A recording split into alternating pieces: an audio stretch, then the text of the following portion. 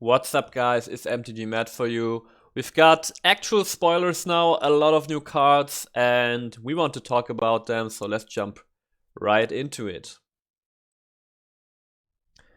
That's right, so new spoilers came out. Today was the official announcement stream of Core Set 2021. We saw a bunch of new cards, already got some actual spoilers, so without further ado, let's look into all the cards that we didn't cover yet and which are all new. And let's change the browser view here. And I've just got them, I do them in a random order, not specifically. So first up, we've got a Teferi Planeswalker, actually. It's Teferi Master of Time. And this was actually in the league cards, but I'm going to show it to you anyway. So you play Teferi Master of Time. It's a 2 blue Planeswalker, so for 4 mana total you get a free loyalty Planeswalker, which says you may activate loyalty abilities of Teferi Master of Time on any player's turn anytime you could cast it instant. Now, when I read this card during the leakage, or during the leaks, I wasn't sure about the magic rules, but it's actually the case that if it's phrased like this actually means that you can play your Teferi, activate one of his loyalty abilities on your turn. That's your opponent's turn, and then you can activate loyalty abilities again on the opponent's turn. So basically, if you always plus Teferi, he gains loyalty at twice the rate a usual Planeswalker would do. So that's pretty cool. And what does Teferi do? You can plus one to draw a card and discard a card. Just simple loot ability here. You can -3 so that target creature you control phases out, which means treat it and anything attached to it as though they don't exist until its controller's next turn. So pretty interesting. For example, if you activate this on your opponent's turn, then the creature, your opponent's creature, for example, can attack you that turn, and then when it's your turn, the creature is still phased out. So you've got like a double protection there. And then the ultimate -10, take 2 extra turns after this one. Now 10 loyalty is a lot, but keep in mind Teferi can +1 twice per turn cycle, so there might be a chance to get there. All in all, I think this is a fine Planeswalker to put into a control deck. It's not super amazing, but the looting is pretty useful, and if you play a control deck, there is a chance that this Planeswalker actually sticks around. So the getting to the 10 loyalty might not be that unrealistic, and maybe you want to throw in there some proliferates to even speed it up. So I think it's a solid Planeswalker. It's not game breaking and everything. It's a cool Planeswalker. I like it. Next I've got another Planeswalker. It's Liliana, Waker of the Dead. And it's in black, obviously. For 4 mana, you get a 4 loyalty Planeswalker. You can +1 her so that each player discards a card, and each opponent who can't loses 3 life. So some discard effect here, which is symmetrical though. And you can -3 so that target creature gets -X until end of turn, where X is the number of cards in your graveyard. It's number of cards in your graveyard. It's not restricted to like number of creature cards or any other card type. So this might very reliably be some removal, which is nice because this means she can kind of protect herself in a way. And then the -7, the ultimate says you get an emblem with at the beginning of combat on your turn, put a creature card from a graveyard onto the battlefield under your control. It gains haste. So very powerful ultimate. That creature can attack right away. And stays on the battlefield and from any graveyard, so we can also steal creatures from opponent's graveyard. All in all, she starts with 4 loyalty, which is pretty nice. So if you plus her, she's already at 5 loyalty.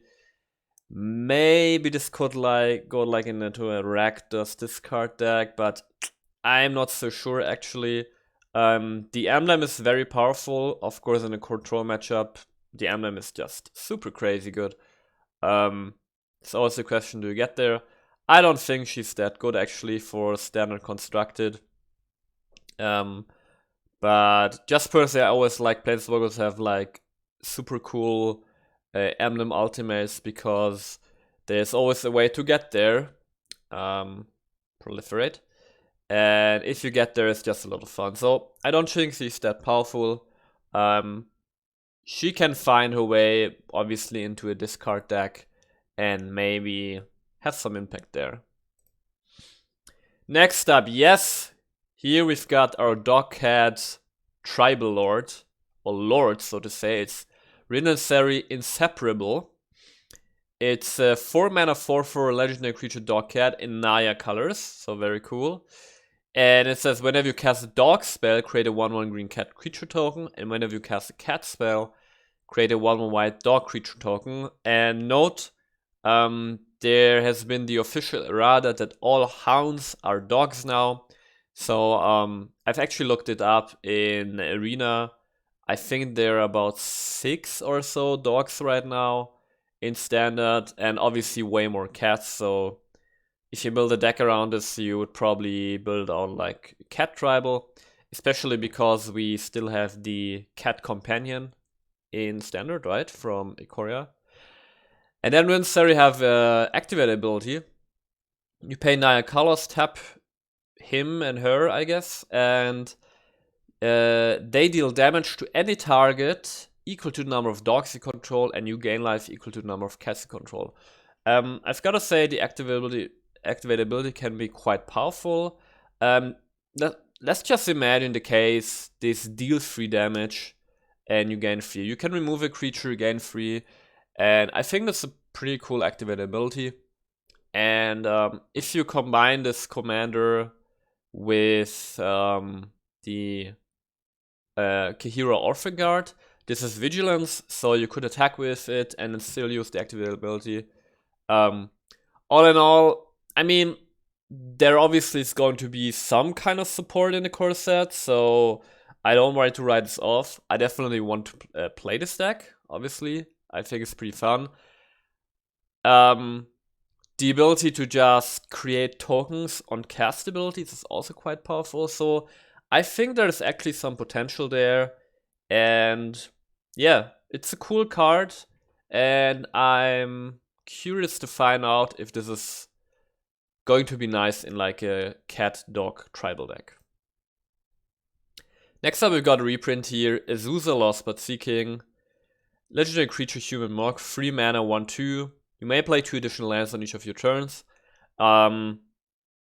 Like, disclaimer, I'm not a commander player at all, I have no idea, but I've heard this seems to be good for commander players. For Standard, I think it's actually pretty bad, because we already have the enchantment nymph creature which lets you play an additional land on each of your turns, and that doesn't see basically any play in Standard at all. So, and it actually got better stats than Azusa, because I think this enchantment creature is a 3 mana 2/4. This is a 3 mana 1/2. I don't think this is going to see any play in Standard at this time being. Maybe there is going to be some land support in the future. We know that in the expansion after core set we're going to the Zendikar, I believe, which has the landfall keyword. Then Azusa might pop up, but right now when core set 2021 is going to come out, I don't think it's going to see any play. Next up, now this is an interesting one. Teferi's Ageless Insight, a legendary enchantment for 4 mana in blue, which says if you would draw a card except the first one you draw in each of your draw steps, draw 2 cards instead. So you draw your usual card per turn, this doesn't trigger, and then anytime you draw a card after that, basically, either on your or on your opponent's turn outside of your draw step, you get to draw double the amount of cards, which obviously is very powerful if you've got enough card draw, and I'm sure there's going to be some cool way to abuse this outside of your just advantage in card draw. There's another like Teferi enchantment, which we'll see in a minute, with which you can combine this pretty well. 4 mana is quite a bit of mana, but I think the effect is pretty cool, and yeah, I like it a lot. Next up, I haven't actually read this card until right now, so let's see what this is. It's Garrick the Crown Scourge, 3 mana 5/4 legendary creature dragon in red. Wow, 3 mana 5/4. I wonder what the drawback is. It's flying. And Garrick the Crown Surge can't attack unless you control 4 or more artifacts. Okay, interesting. At the beginning of your end step, create a treasure token for each non-token creature that died this turn. Whoa! Huh. At the beginning of your end step, create a treasure token for each non-token creature that died this turn. Wow! What I immediately think about is our Junt deck with Corvold. The Junt Corvold deck already has food tokens, which are all artifacts, and sacrifices a lot of stuff. And if you sacrifice a lot of stuff and you have Garrick out, you create a lot of treasure tokens. This seems really good. And you get a 5 for flying for 3 mana. And in the Corvold deck, creating 4 artifacts shouldn't be too difficult. Wow, this is actually really cool. I like this. It seems pretty powerful. It's just a 3 mana 5/4. To be fair, the 3 mana. So in the Corvold deck, at 3 mana, you want to play your Mayhem Devil, usually. This kind of goes into the same slot.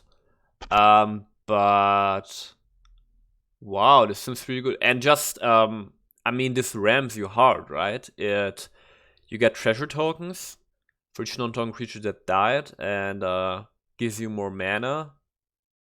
Wow, this seems really powerful. I mean, I like this. I like this a lot. Seems awesome. I mean, speaking of the Corvold deck, it's non-token creature. But what do you sacrifice every turn multiple times in the Corvold deck? Your Golden Familiar, which is a non-token creature. So here you have some extra value even. Seems pretty good, pretty crazy. I like it. Okay, next one I haven't seen before either. Kiri Andreea, 2 mana 1/1 in green, creature druid. Whenever you cast a spell that's white, blue, black, or red, put a 1/1 counter on Kiri Andreea. This seems pretty cool. It encourages you to play multicolored decks, which I really like. It's a 2-drop. Like 1 or 2 drops that grow over time can always be really powerful, just because they come out early and then grow to a significant threat pretty fast. When you cast a spell that's white, blue, black, or red.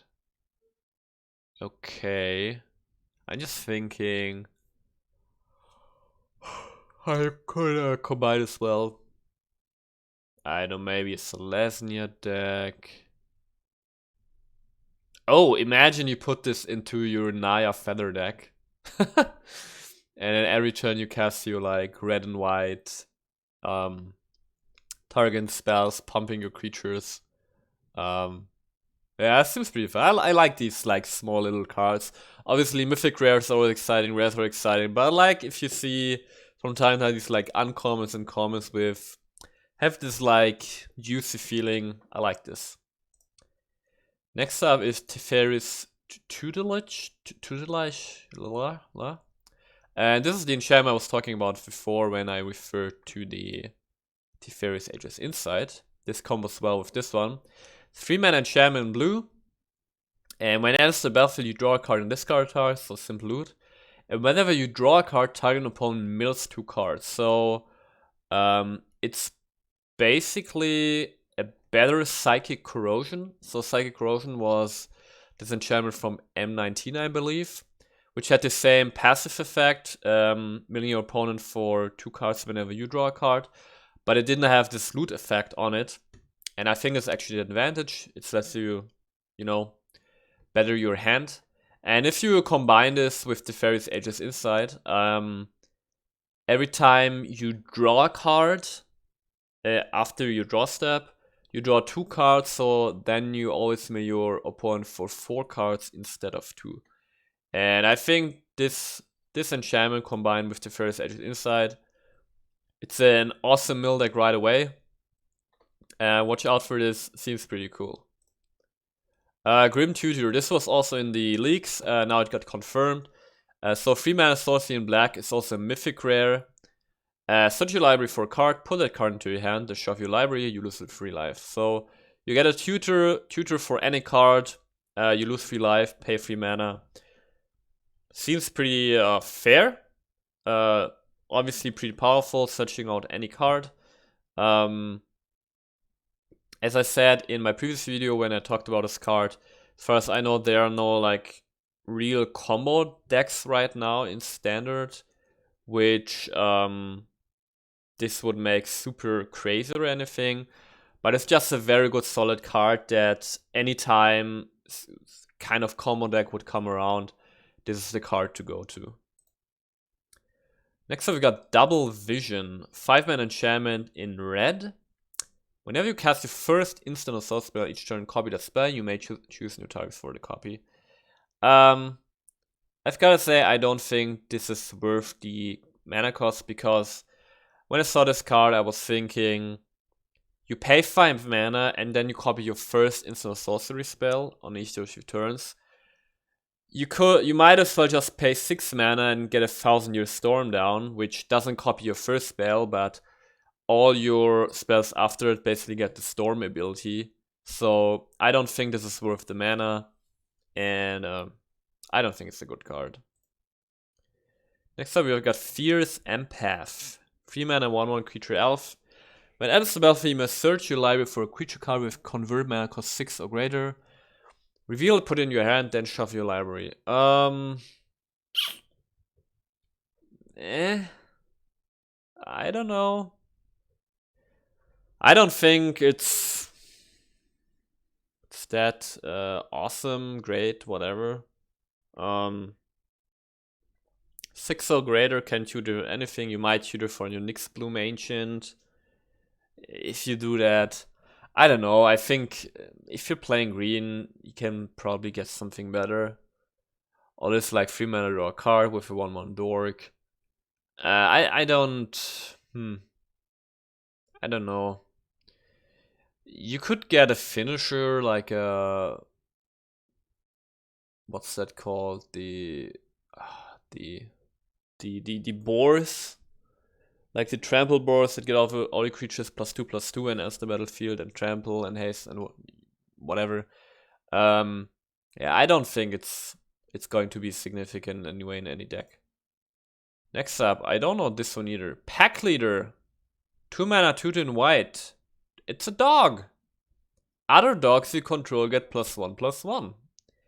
Whenever Pack Leader attacks, prevent all combat damage that would be dealt this turn to dogs you control. Ooh.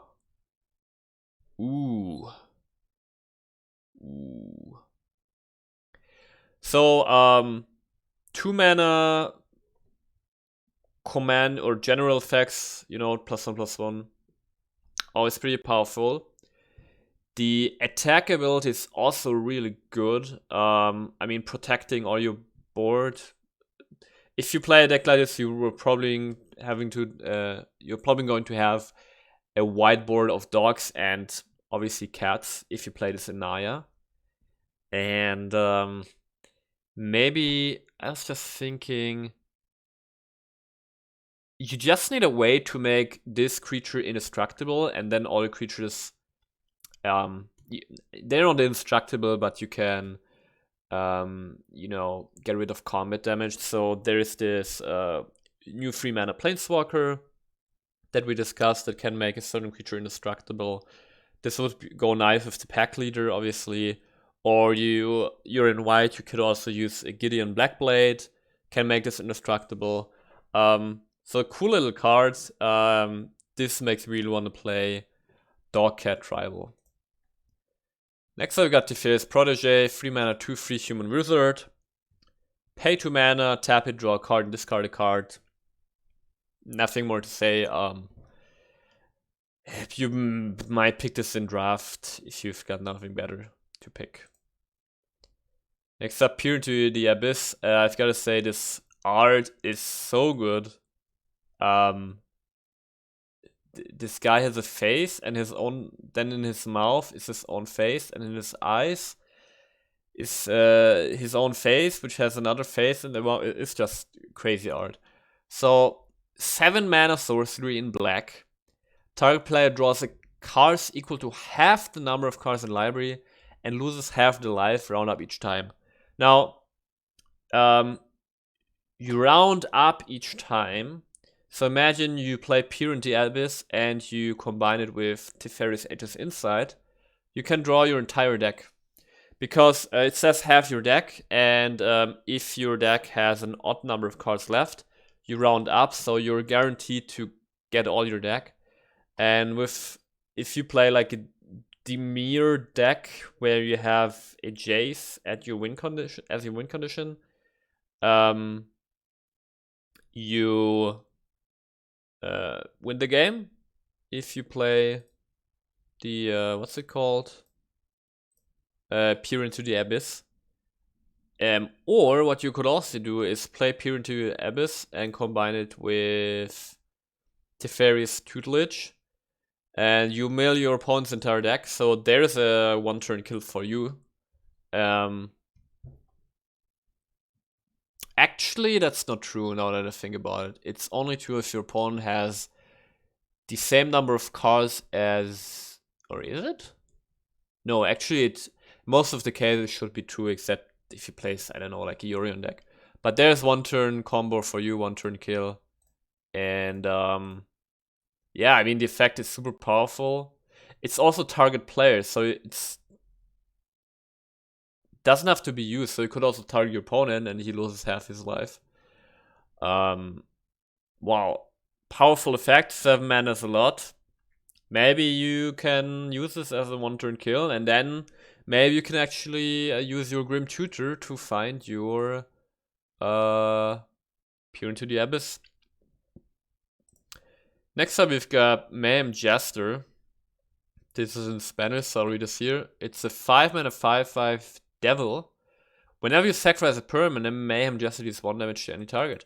So here we've got a redundant effect for Mayhem Devil, although Mayhem Devil is a lot better. First, it's only 3 mana, and second, this says whenever you sacrifice a permanent, Mayhem Devil says whenever a player sacrifices a permanent.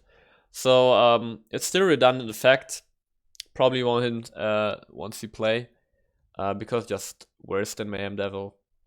Yeah, but it's just a 5-mana 5/5, so good vanilla stats on top of it. It's probably a really good draft card.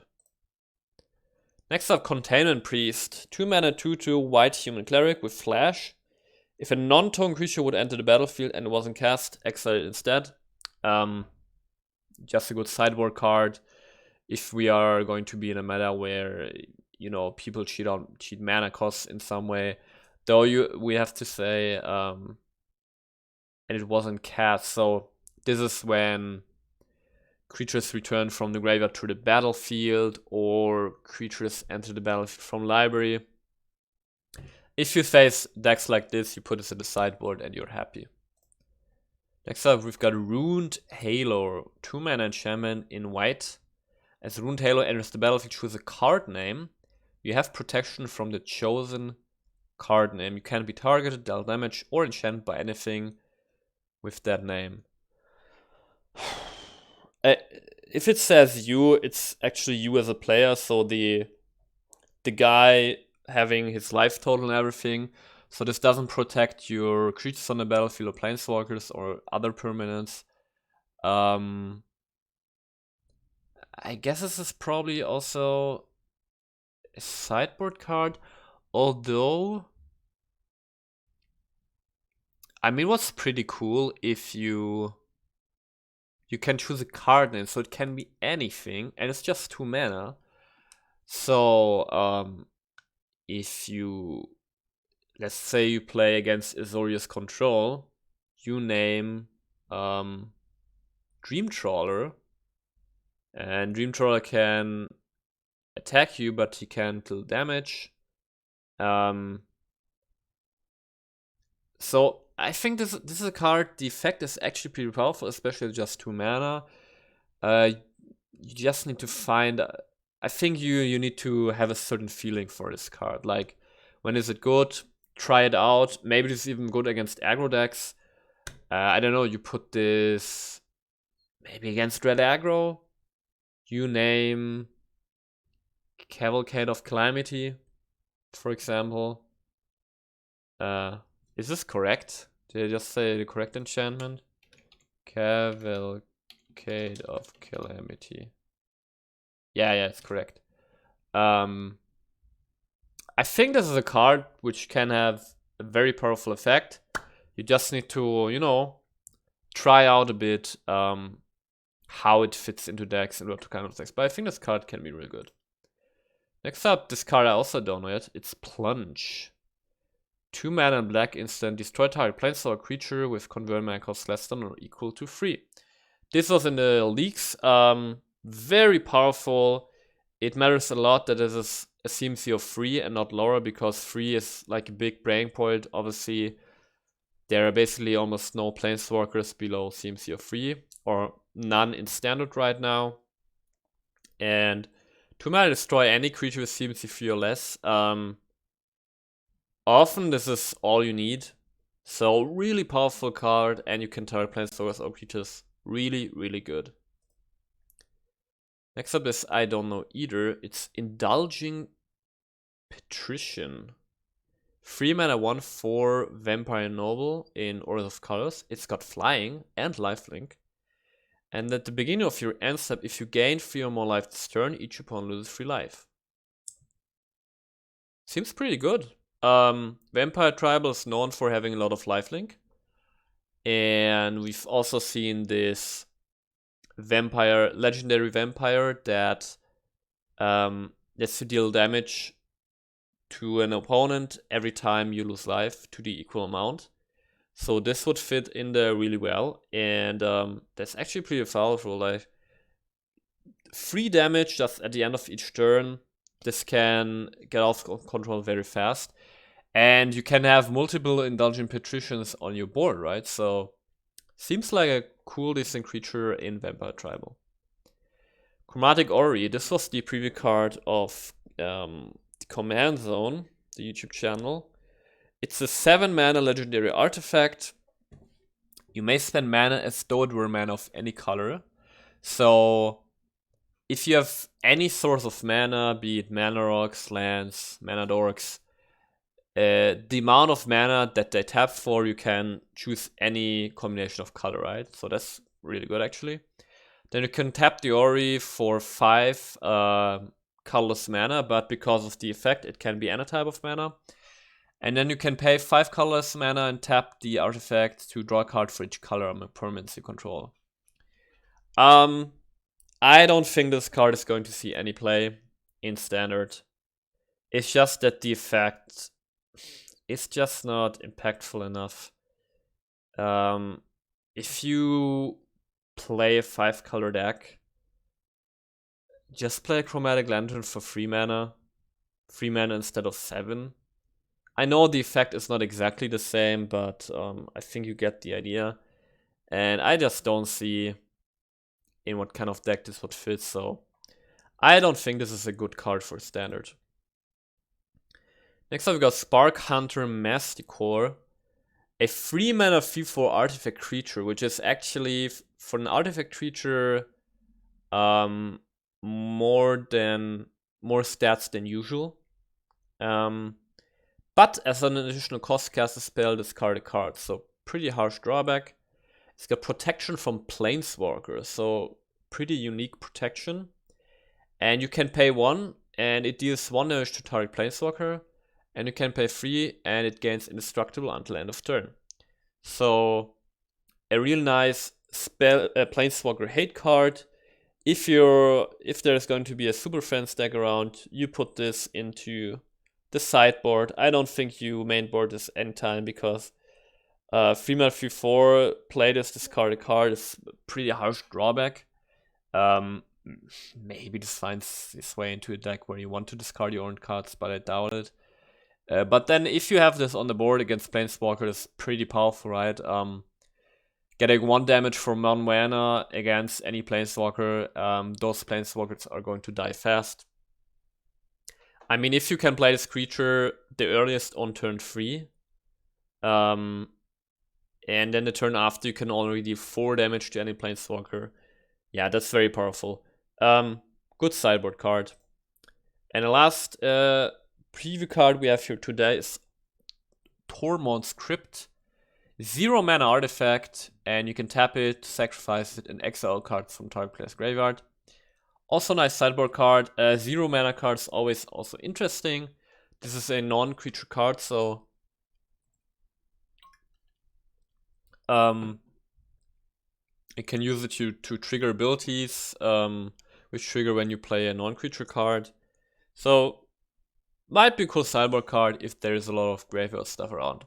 Now we are through with actually all the preview cards that are there until today, but there have been more preview cards from the Planeswalkers decks, and I cover them now separately, simply because, as you know, the Planeswalkers decks, the cards that are in there, of course, won't be in the packs you're going to open, but you can still craft those cards in Arena if you find them to be valuable.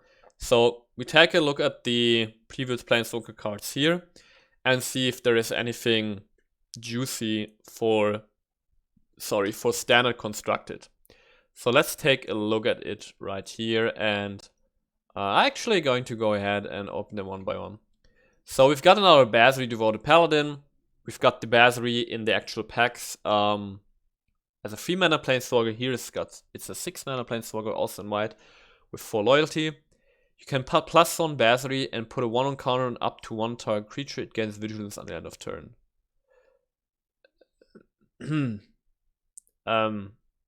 Seems pretty shitty. If you compare this to his 3 mana version, where you put a 1/1 counter on a creature and gets indestructible. Okay. -1, whenever a creature attacks this turn, put a 1/1 counter on it. Seems already a lot better. And then -6, creatures you control get +2/+2 and flying until end of turn. Yeah, no, this Planeswalker is really bad. If the -6 were at least an emblem, then I can see this being played, but this way, getting to -6 is so unlikely, and then you basically just played for +1, -1. The 3 mana version is better. It's not good. Next up now, Teferi. Teferi Timeless Voyager. 6 mana, 4 loyalty Planeswalker in blue. +1, draw a card. Okay. -3, put target creature on top of its owner's library. Okay. Totally lost as a Planeswalker ability, and then -8, each creature target omen controls phases out until the end of your next turn. They can phase in. So, okay, you activate this -8 on your turn. There's your opponent's turn. They don't phase in. It's your turn. And then they can phase in. Also, this Planeswalker just doesn't have enough value for 6 mana. Next up, Liliana, Death Mage. 6 mana, also, I guess, okay. 6 mana for loyalty, black, obviously. +1, return up to 1 target creature card from your graveyard to your hand. Okay. -3, destroy a target creature, its controller loses 2 life. Removal is always nice. And -7, target opponent loses 2 life for each creature card in their graveyard. Nah. The -7 is very unreliable, even if you get it off, because you don't know what type of opponent you're going to face. If you play a control type of opponent, he might even have 0 creatures in his whole deck, so it's very bad. The -3, just play the other Liliana from Off the Sparks, way better. Also, not good. Come on, one good Planeswalker from the Planeswalker decks, please. Chandra Flames Catalyst, 6 mana, 5 loyalty. +1, Chandra Flames Catalyst deals 3 damage to each opponent. Okay. -2, may cast target red, instant or sorcery card from your graveyard. If a spell would put into your graveyard this turn, exile it instead. For -2, okay. And -8, discard your hand, then draw 7 cards. On the end of turn, you may cast spells from your hand without paying the mana cost. Okay. Okay. Wow. So the +1 free damage is a lot. The -2 gives you some value, but it's very situational. And then the -8 is very powerful. And the reason I actually like this card, I'm not saying it's like super powerful, but we still have the Chandra theme from the last core set, and that core set there was Chandra's, what's it called? What was it called? What was that artifact called? Chandra artifact. Here. Chandra's Regulator, right. We still have this card in Standard. It says, whenever you activate a loyalty ability of a Chandra Planeswalker, you may pay 1. If you do copy that ability, you may choose new targets for the copy. So that's actually quite powerful. And this is a Chandra Planeswalker, so we can copy her abilities. And maybe you make like a big red Chandra deck.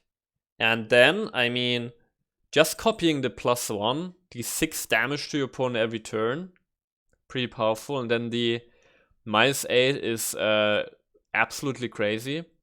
And then also we have the 3 mana Chandra Planeswalker, which lets you put loyalty counters on all red Planeswalkers you control. So you can actually get to the -8 pretty fast, and the -8 is very powerful. So maybe you make like a big red deck with big red burn spells, and then you just cast them for free.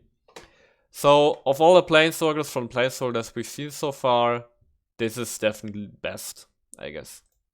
And then last look is a Garrick in green. Garrick Savage Herald. 6 mana green, 5 loyalty, +1. Reveal the top card of your library. If it's a creature card, put it into your hand. Otherwise, put it on the bottom of your library. Let's you filter a bit or draw cards. Okay. -2 target creature you control its damage equal to its power to another target creature. -7 on the end of foreign creatures you control again. You may have this creature assign its combat damage as though it weren't block. Okay, no. There's nothing really here for standard. The -7. So, for those of you who are curious how the -7 works, if it says as though it weren't blocked, you can simply imagine it as if the creatures your opponents are blocking with are now the player, and the actual player you're attacking are now the creatures. And what this means is that, let's say your creature attacks your opponent with the -7, it would hit your opponent first, and then still run into your opponent's creature after it attacked your opponent. So this -7 is a bit like your creatures can be blocked this turn. Not quite like that, but similar. But yeah, I don't think this is a good Planeswalker. So of all the Planeswalkers here, the Chandra, I guess, has the most potential in Standard Constructed. And then here are all these, as we have them always in the Planeswalkers, the tutors. I don't think we need to go through them, put one on count of each of the tutor creatures. So what these cards always do is they have an effect, and then they let you tutor for that specific Planeswalker. Okay, this spots some counters. This one, this just has flash. Liana, destroy target creature. Okay. Shadows Firemaw. 5 mana 4/2, it has haste. Okay. And Garrick's War Steed has got Vigilance. So nothing noteworthy here. Then we got these. What do these do? Sigil Contender, 4 mana 3/3. Sigil Contender has lifelink as long as it has a 1/1 counter on it. Yeah. Not relevant for constructed. Historian of Zalfir, 4 mana 3. When it attacks, if you control Teferi Planeswalker, draw a card. No. Liana's Scrounger, 3 mana 3/2 human wizard. At the beginning of each end step, if a creature died this turn, you may put a loyalty counter on Liliana Planeswalker you control. Ooh. Now this one could actually be interesting. this one could actually be really interesting because you can have multiple Liliana Scroungers on the field, and the Liliana we have seen in the actual core set, so not in the Planeswalker decks, in the actual core set, had this very powerful emblem. So, is there a chance for Liliana tribal deck where you put in Liliana Scroungers together with the new Liliana and Liliana from War of the Spark? Because the ultimate from the War of the Spark Liliana is also very powerful. This is interesting, I've gotta say. This is not as useless as the other cards. They've got Predatory Worm, 4 mana 4 for Vigilance. It gets +1, +2/+2 as long as you control Garrick Planeswalker. So it might be 4 mana 6/6 Vigilance, which is a lot. But probably won't see playing Constructed. And I think we actually missed the card, we missed the red one. Whenever you activate a loyalty ability of a Chandra Planeswalker, Carol, keep this to release 1 damage to each opponent. Okay, now this is just funny. If you actually make a Chandra tribal deck, you have all your Chandras out, and then you activate loyal abilities and you copy them, your opponent dies in no time. 4 mana is probably too much to be viable, but this card is just so funny that you have to try it out. And the last 5 cards for today from the Planeswalker decks. It's Adherent of Hope, 2 mana, 2/1 Human Soldier. At the beginning of combat on your turn, if you control a Basri Planeswalker, put a 1/1 counter on Adherent of Hope. Okay.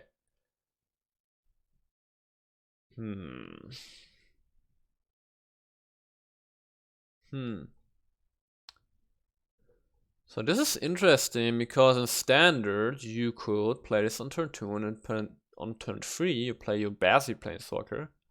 Then there's a 3/2 for 2 mana that can grow.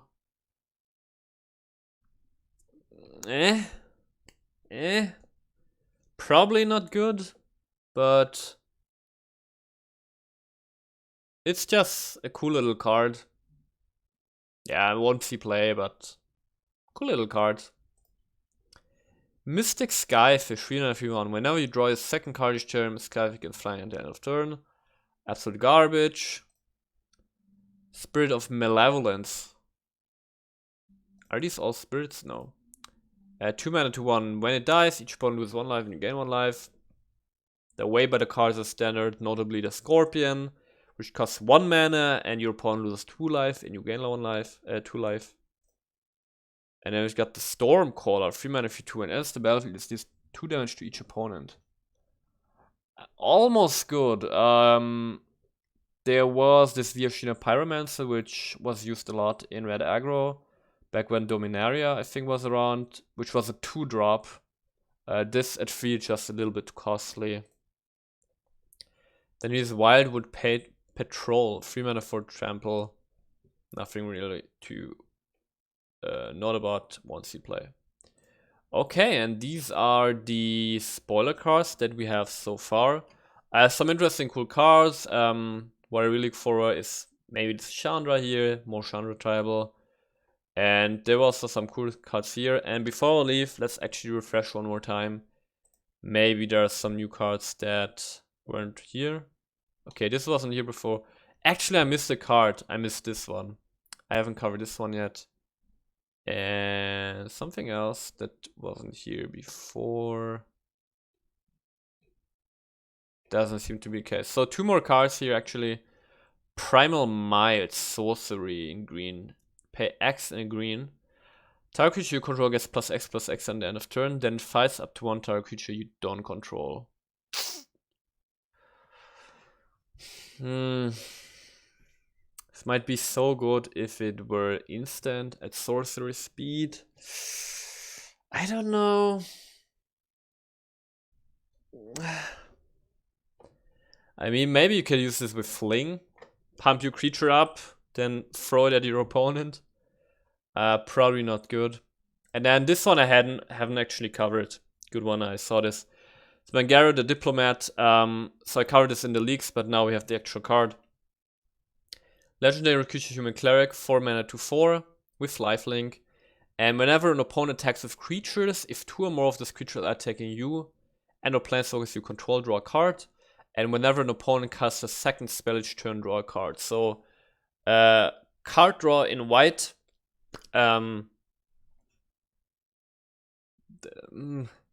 Is it standard, constructed, viable? I don't know. You could play this in a control deck. So first, what I want to note positively about this card is that both of these attacks trigger if you're against either aggro decks and control decks, right? So that's already good. And your opponent really has to get rid of this, else you draw a lot of cards. And your opponent can't really play around it, because just casting one spell each turn, probably not that good, and just attacking with one creature can be likely. But I'm skeptical if this card is going to be good in standard. I don't know. I don't think this is going to be standard, constructed, viable. So those are my 2 cents on this card, and I hope you guys enjoyed the further spoilers here. Stay tuned, I'm really excited for the rest of the spoiler season, and I see you guys soon.